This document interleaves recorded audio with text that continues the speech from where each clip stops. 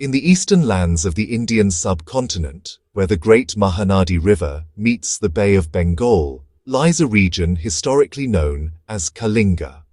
This ancient territory, modern-day Odisha, northern Andhra Pradesh, has witnessed the rise and fall of many great powers. Following the decline of the mighty Mauryan Empire, a political void emerged. Into this vacuum stepped the Maha-Meghavahana dynasty, establishing sovereignty over Kalinga. They heralded renewed cultural vibrancy and military might that left an indelible mark. The story of the Maha-Meghavahana dynasty unfolds through a succession of rulers, though the historical record for many remains faint and fragmented. The dynasty's origins are often traced back to the eponymous founder, Meghavahana, who likely consolidated power after the Mauryan decline around the 3rd or 2nd century BCE. Inscriptions from his reign haven't been found, but his legacy survives in the dynastic name itself. He appears as the patriarch who set the stage, enabling successors to build a prosperous kingdom. After the dynasty's founding, a series of rulers likely came before Kharavela. Their reigns are mysterious, yet names like Vakradeva show up in inscriptions. These early kings focused on state building, fortifying cities, organizing administration, and securing borders. They laid economic and military foundations that Kharavela later used. Then comes the third ruler, the great Kharavela. Kharavela's journey to greatness began in his youth. The Hathigumpha Inscription tells us he spent his first 15 years in games and education. Princely games education. He would have mastered statecraft, warfare, administration, preparing him for the immense responsibilities that lay ahead.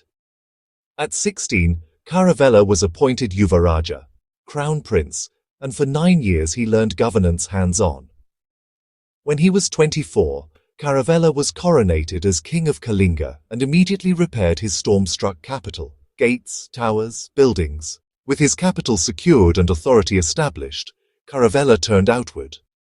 In the 2nd year of his reign, he defied the Satavahana king Satakarni.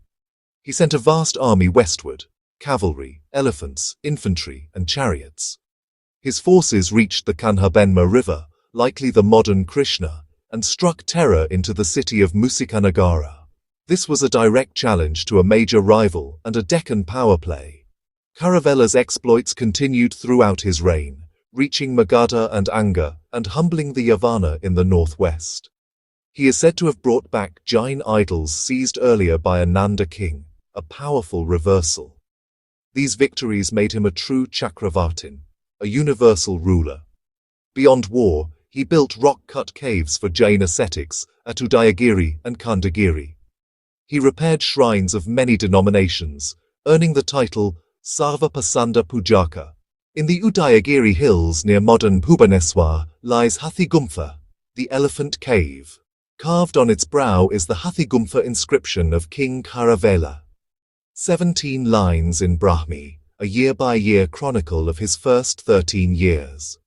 A royal autobiography etched in stone. Without it, he might be a shadow. Written in a form of Prakrit, accessible beyond elites. It covers education, conquests, religious patronage, and extensive public works. It lists enemies, cities stormed, and wealth brought back to Kalinga. It names contemporaries like Satakarni of the Satavahanas and Yavana kings. It illuminates social life, religion, the army, administration, and urban planning. Kharavela appears as cultured and benevolent, a master of music and dance, Gandharva Veda Buddho. More than deeds, it is crafted royal propaganda, yet a priceless voice across 2 millennia. After Kharavela, sources grow sparse. The narrative becomes fragmented, yet rule continued in Kalinga. Inscriptions mention King Vakradeva, also called Kudapasari, likely his successor. His records note caves for Jain monks. Patronage continued on a smaller scale. Later rulers emphasized consolidation and maritime trade. Finds of Roman coins and Southeast Asian motifs attest to ongoing exchange. Udayagiri Khandagiri saw additions and stylistic evolution influencing Odisha for centuries. Over time, internal pressures and new rivals, Ikshvakus, later the Guptas, eroded power. By the early Common Era, Maha-Meghavahana control diminished.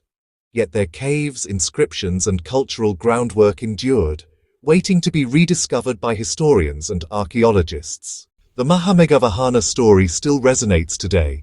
History is not only empires, regional kingdoms shaped culture, economy, and politics. Their rise shows a determined local power reclaiming identity and challenging hegemony. Kharavela balanced military strength, public works, and religious tolerance. Their bustling ports were ancient equivalents of global supply chains. Inscriptions like Hathigumpha give names, dates, and events to this era. The caves are libraries in stone, clothing, customs, beliefs, daily life. Studying them deepens our understanding of India's complex past.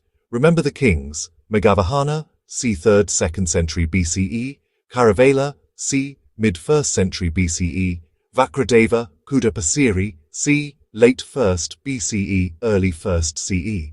Etched in Odisha's rock, the lords of the great clouds still speak across 2 millennia.